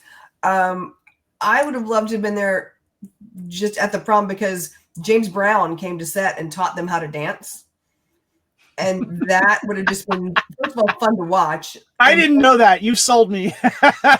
Right? Like apparently James Brown visited the set several days and gave permission for all of this, the photograph. He had to okay all the photographs, all of Rick's room. Some of his stuff is in the, and he came to set, and they just called his agent and they were like, hey man, would he do this? And they were like, I'll ask him. And he just showed up like, let's party. So he was there for 3 or 4 days. So when you see Rick and Terry dancing together, doing the guy dance thing, that's all choreographed by James Brown. That's great. That is awesome. Yeah. So that just because of like the, yeah. The other one, I would totally have been the motorcycle chick that picks up Billy Jacoby at the end. Yeah, just like, that would have been fun. Love it. Jen, did you have something you want to add? It's so funny because James Brown did come to set, and so when I've read in interviews where Clayton Rohner, what are you doing? And he's like, I met James Brown. Like that's his claim to fame, is he got to hang and meet James Brown. So it's funny. My pick is the prom scene. I would like to be in with the dancing and stuff, but the other thing too is I would love to have been one of the band members, not the guitar player that flirts with Denise, but I was rewatching the band specifically, and I think the drummer's on cocaine. If you watch him drumming, the expressions that he is making, but maybe the bass player, I would love to have just been part of the band. That would have been a lot of fun. That's someone's band. I can't remember who, but that's an actual band, and the only person that's not there is the lead person, and it's a very famous band. It's not like the News or something, right. but it's someone famous's band. Okay. And apparently Denise is the woman who plays Toni. They were like, okay, so who do you want to flirt with? And they let her like look at them and choose which one she wanted to like. She was going to make out with one of them at the end. And she was like, I like that one. Okay. So she got to pick. Again, providing agency for the female, for the women actors. Mm-hmm. And then, back to adding someone in to, let's put sax guy in the band. Oh, you mean from Lost Boys? Lost Boys. Yeah, that guy. Let's just for shits and giggles, let's throw him in. That would have predated Lost Boys, just so you know, because Lost Boys was 87. So what's his name? God, forgetting his name. Sax guy. Yeah, the sax guy. The oil. Yeah, so let's put him in a spandex with a cod piece. Oil. There you go. Well, he was playing with Tina Turner at the time, so I'm sure he could have taken a break from that. Yeah. Tim Capello is his name. Tim Capello. Yes, thank you. All right, let's have a little fun here. What are you stealing from the set, or if you're an extra, you're friends with the on-set prop master? They say you can take one thing home from the set. What prop are you taking? And you've mentioned it earlier. I am taking Terry's jacket, that leather jacket, the blue and the diamonds. That is a badass. I would actually wear that today. And it's so 80s. Yes, it is so 80s. It's 80s retro, which means it's supposed to be 60s. What are you stealing from the set, Lacey? What prop piece or maybe clothing piece or something like that? What would you like to take? I'm coming home with 17 small critters because I want all of the little reptile. I want the frog. I want the little chameleon. I know they probably had other options that they were like trying out. I want all of them. I want to have like a little wall of terrarium and like just find them. I love that. Oh my gosh! Of course. That's a great answer. What about you, Jen? What are you taking from the set or from the top or whatever? Fortunately, now with all the weight loss, I'm taking that white leather dress because I can fit in it now. And if I was being disgusting and sick, and if I was a male, I'd want the sock that Terry stuffs down her crotch. Oh my God, that's a great one. Because she could probably sell it on eBay or some dark website because like some man would pay obscene amounts of money for a sock that has been near her lady bits. I wouldn't mind the Playboy. I wouldn't mind the Playboy that references the model that likes Vonnegut. I thought that'd be kind of funny too. The fact that they destroyed all those Playboys, could you imagine how much those would be worth now? I know. Heartbreaking. That's good. All right, we've kind of talked a little bit about it, but we got to mention the Vanilla Ice Cool as Ice award to the most dated thing or person in this movie. Now, this movie is very dated. There's a lot of great, costume pieces, and I'm just going to throw the jacket out there. That thing's obviously very dated. The hairstyles you can mention, but if something stands out the most to you, what is really dated? To me, a little bit has to do with the dancing they do at the prom thing and the way they're kind of moving their arms around. That's dated. I don't know. What do you think, Jen? What one thing is the most dated for you from 1985 here? The in the costuming with Sherilyn Fenn's character, the fishnets, the bustier, I remember dressing like that, like, lingerie as With a flannel. outerwear, which was, popularized by Madonna in the early 80s. But that to me is something that is so dated, and it's not intentional. Whereas now it's very intentional with wearing the lingerie as outerwear. But then it was kind of like, oh, okay, so this is what we're doing. So I think the lingerie is as outerwear, very, very 80s. Oh, yeah. What about you, Lacey? What do you think? Two things. Kevin's casual misogyny. Yes. Like his just absolute non-comprehension of the fact that a woman should be anything other than the little lady that the arm candy. Yeah. I mean, he specifically says, like, I used to have a girlfriend. She used to be pretty and wear tight little clothes and dress like a woman. And you're just like, oh, no. Oh, it's a hobby. Your journalism is a hobby. Yeah. Oh, yeah. It's a hobby. Yeah. And the other thing is physical bullies. Nowadays, movies have cyberbullying. They might have like mental bullying, verbal bullying, but you lay your hands on someone in a movie now and you're going to jail or you're going to, you're getting expelled or whatever. But like back then, very much so. The bullying where it was hands-on, like, I mean, can you imagine today if some kid, a high schooler, like threw a bunch of food on the floor in the cafeteria? That's a great point. That's a great point, Lacey, because Erin, my wife, and I, we were rewatching one of our favorite films, Dazed and Confused. Yep. And the bullying they do with the paddling of the freshmen, hazing, that was hard stuff right there. We never did that at our school. But man, that was hard stuff. Yeah, it's crazy. All right. This is the Titanic I'm King of the World career moment. Which actor in this movie was at the top of their career, or was anything else from this movie trending, newsworthy, or tabloid popular when this movie came out that's related to the film?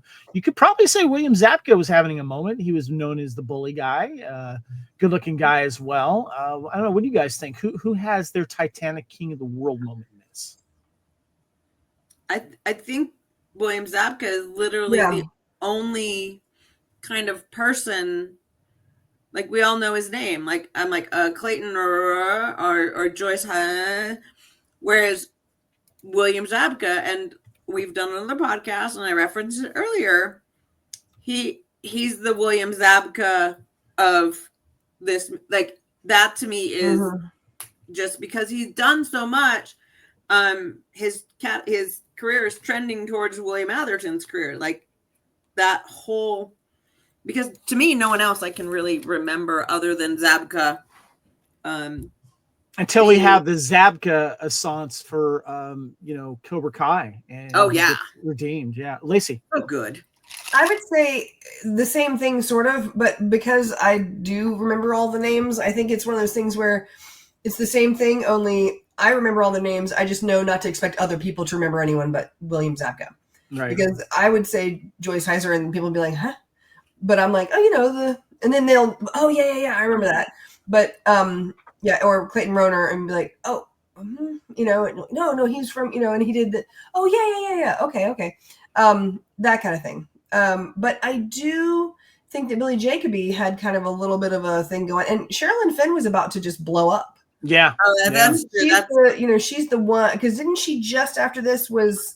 She does The Wraith with Charlie Sheen, which I think is the same year, maybe. Yeah, maybe. Or the next year. The next year, maybe. And then Two Moon Junction in 1988, Yeah. So, yeah. And then Twin Peaks. So, guys, do you have a hot take about this film? I don't know if mine's a hot take, but I think this is one of the most underrated teen comedies of all time. You could say some are rated perfectly, but I think this movie has a certain charm that a lot of people maybe missed out on and haven't seen it yet. I think this movie gets too much press on, the famous nude scene. If you take the rest of the movie for what it is, it hits all certain points of nostalgia for me. And watching the acting and the facial expressions, I think it's one of the most underrated teen 80s comedies of all time. Anyone else have a hot take? Lacey. Nudity is okay as long as ownership and intent are in the right place. That's a good point. Yeah, love it. Yeah, well said. What about you, Jen? You got a hot take on this movie? Like you said, Lacey, the agency, it seems to be the agency is there with a lot of movies that are directed by a female. And no offense to men, you all make good movies, but giving the women the choice on how far they'll go, what they'll do. It's kind of that shift, in the 70s, we just got the ability to have our own credit cards and stuff. You think about that. In my lifetime, women could not have a credit card on their own. And it's kind of that transition, beginning that transition of, barefoot, pregnant in kitchen to, you want to be a journalist, you want to do this. And like, it's okay to do that. It's not, my goal is to get married and breathe. I think that the fact that they addressed that is a hot take, I think. Yes. And that's a good point. Yeah. Because that continued well into the late 80s of, of overlooking that and not giving women the right or a say, or a topic to discuss that. It was 93 before women were allowed to, never mind. You know what? Let's not even get into that. Okay. Like it's recent. Yeah. And then you go like that could almost be the start of the agency. And then you kind of top it off 3.5 years later with Working Girl. Yep. Where, she is, this is what I want, still feminine, but given the ability, and it's okay to want to do something more to no, I don't need you. You cheated on me. Like that whole, I'm a woman, hear me roar. It's allowing that. And I think that's very important. And that's another movie where the nudity or not nudity, but like the lingerie and everything was very like female empowering. Yeah. And used specifically by the women to get what they wanted. Yeah, very intentional, very much claiming ownership of it. Yeah. I was just reminded, by the way, of one of the other items I would love to have from the set is when Terry starts writing, was originally the original name of the movie, I Was a Teenage Boy, and you see her type that out. I would love to have that piece of paper framed. That would be really, really cool. So yeah. All right, let's wrap it up with our last category here, guys. Is what happens next day? What if? Or would you have liked to have seen a remake of this in ways that we have? Of course, we mentioned one already, reboot, a sequel.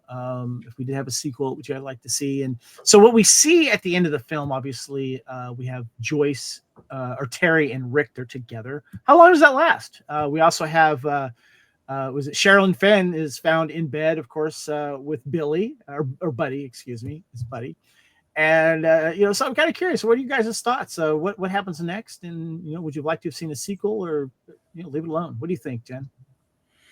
No sequel, because I think it comes full circle and addresses everything and kind of wraps it up in a nice little bow.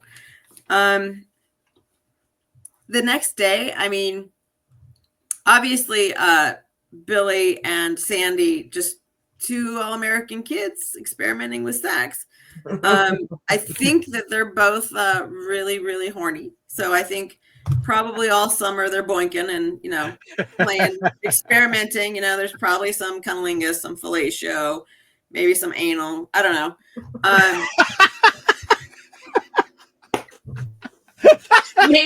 Maybe they become a throuple. They find someone else. Lacey had to mute and cough. She's laughing so hard right now.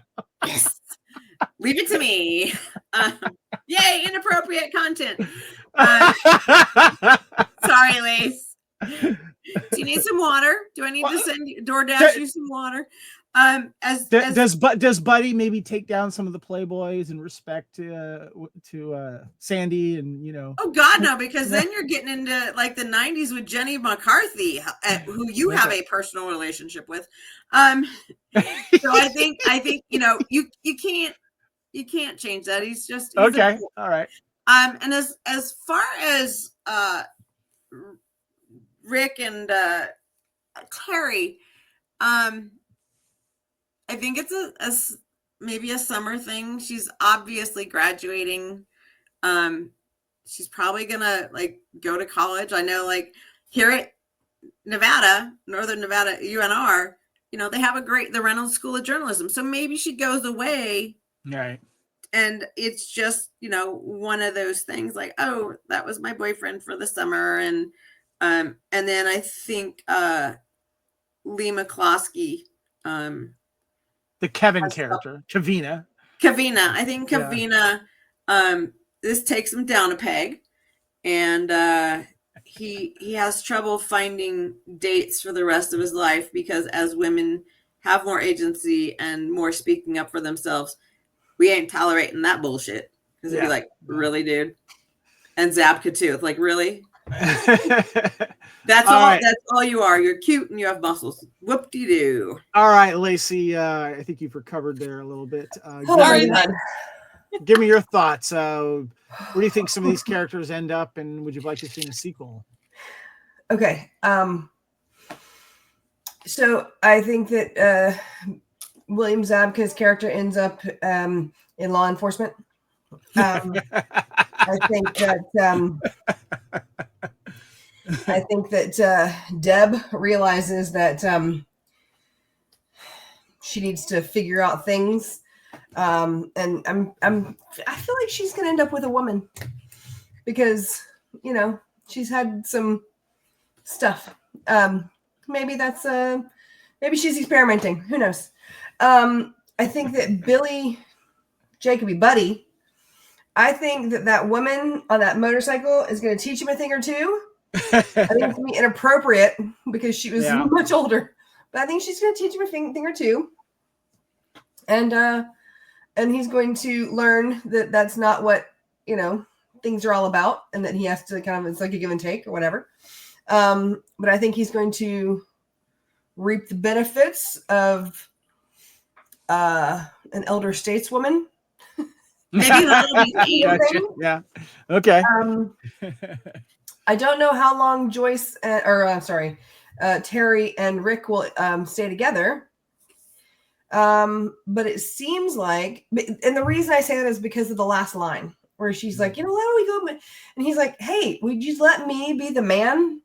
Like that one line. And there's controversy about that one line because they ended it originally a different way and they decided it wasn't working. So they came back and had him say like, hey, I want to be the guy, right. Which is okay for 1985. Right. But it's not really, I don't think that it really would have worked out in the long run if he actually thought that. So and plus times are changing. Like times that may be the guy. That's nope. It's okay for women to ask a guy on a date, to pursue, to do. And I think that you're right that may change because he's kind of stuck in the James Brown era, and it's like no 80s. Yeah, continuing. But the only caveat to that is that he was tricked for like several weeks, and I think that might be him just saying like, hey, let's figure things like you're back to your you don't have to do this anymore. Mm-hmm. So I'm going to show some pictures here. This is the 30th anniversary cast reunion for just one of the guys here. And I thought this was sweet. I don't know what event this was, but we had Clayton Rohner, Toni Hudson, Billy Jane, and William Zabka in this picture here. And then, of course, we have more here with Joyce and I think the director Ari Gross is in one of these pictures as well. And so I thought that was kind of cool, just getting them together because you can see how endearing that this movie is. Who's the blonde in the? Is that Sherilyn Fenn? The blonde this on the top. Denise. That's the best friend, Denise. That's wow. She blossomed into like would not kick her out of bed for eating crackers. She freaking. So I was thinking I kind of, if a sequel were to happen, I kind of would like to see Joyce go off to get a job working in journalism. But call it like just one of the girls maybe, and she has another friend that she meets there, but they're dealing with that male misogyny again, and them kind of working together of trying to be the good writers and showcasing, and kind of like a working girly type thing. Maybe I just wanted to see more of Joyce, but not as a guy, but be herself and being able to showcase her writing in some way. I thought that would be really great. Lacey. Do a remake, or not a remake, do a sequel now and make her like a very seasoned reporter who is now discussing things that are happening now. Oh, yeah. And have that be related to, I don't know, flashbacks of what happened afterwards. Yeah. Or whatever, or how that time in her life is affecting her now, and how she's seeing things a different way, and how bad things are now. Maybe I could see her being like a grizzled reporter, and I don't know. Yeah, I like that. I wanted to see more of Joyce's character. I think that would have been great, especially with maybe her story becomes a movie. And she has to showcase that. Maybe she becomes a screenwriter or something fun like that. Before we move on, you got one more thing, Jen? Let us do the 40th high school reunion, but make it like an all classes. Like, okay. High school, they have an all class reunion, so they meet at a park, and it's all anybody who graduated do the same thing. Like the high school reunion, to be able to incorporate the career and what's happened. Like that would be, I like that. I could see it like Grosse Pointe Blank, kind of that. Nice. All right, guys, let's wrap this up. Just one of the guys celebrating its 40th anniversary. Jen, this was your idea. Fantastic idea. Glad you can come on for this as well. Give me your final thoughts on Just One of the Guys. Watch it. It's amazing. Little piece of trivia that I found out while watching it and scrolling through IMDb. So Joyce was in Valley Girl. Did she have a very small role, I'm assuming? She did. So remember when, oh my God, they forgot the cups.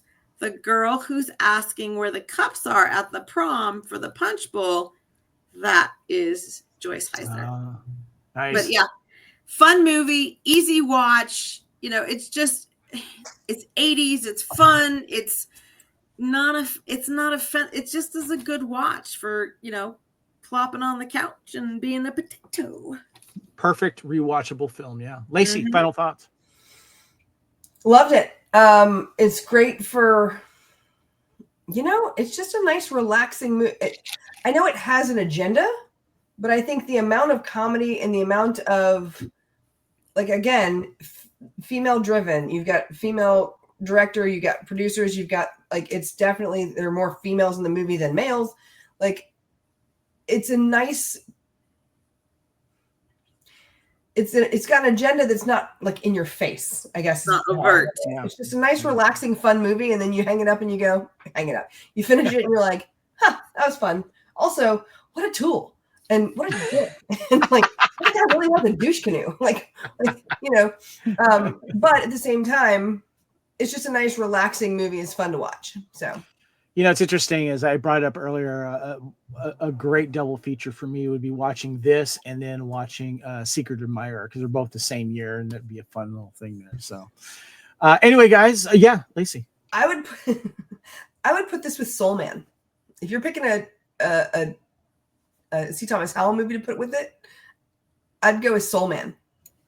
Yeah. Okay. It's like the undercover thing. Right. Yeah. I like that. Highly inappropriate. Yeah. I would put it just for shits and giggles with Better Off Dead. Just good one. Just that whole kind good of one. Yeah. Fun kind of double feature. Love that. Nice. All right, guys, let's go ahead and wrap this up.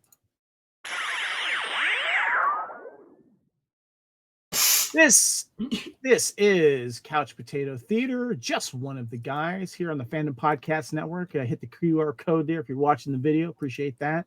We are now on Blue Sky. You can find the Fandom Podcast Network on Blue Sky at FanPod Network. We're also on X at FanPod Network, Instagram at Fandom Podcast Network, and of course on YouTube. Please subscribe, share it out. We'd appreciate that. Jen, how can we find you? By some really good stalking. I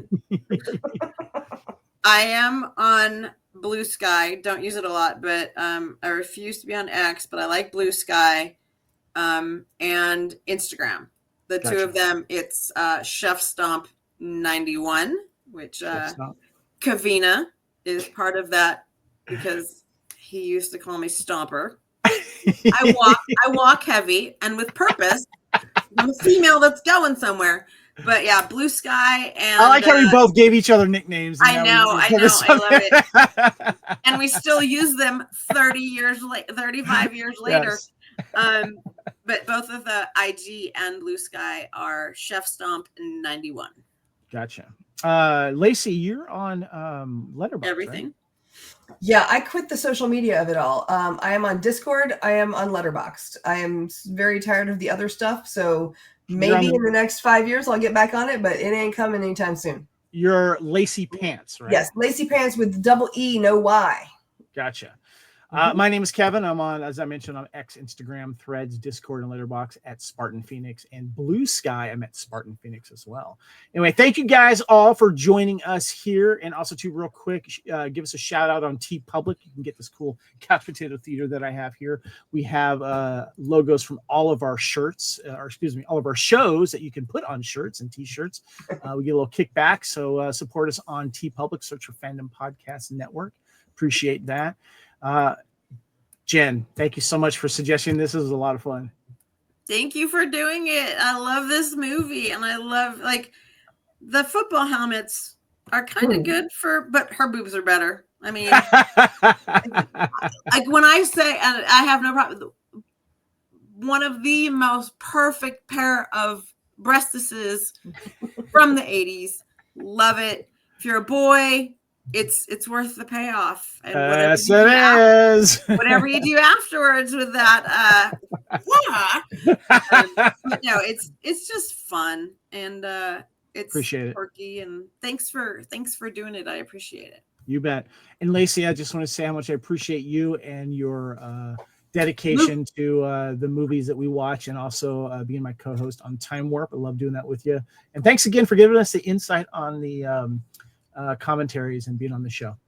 Absolutely. I have a blast. I mean, once someone starts calling you the queen of movie foo, you got to just sort of stick with it. Yeah, that's right. Or the queen of the beatdown, which is another, Kevin's giving me I got to think of a new one for you. Yeah, because that was not my nickname until I met these fellas. Yeah, for those that do not know, Jen and I are in the same fantasy football league every year, and she's been kicking our ass, so she has been known as Queen of the Beatdown, but I finally won.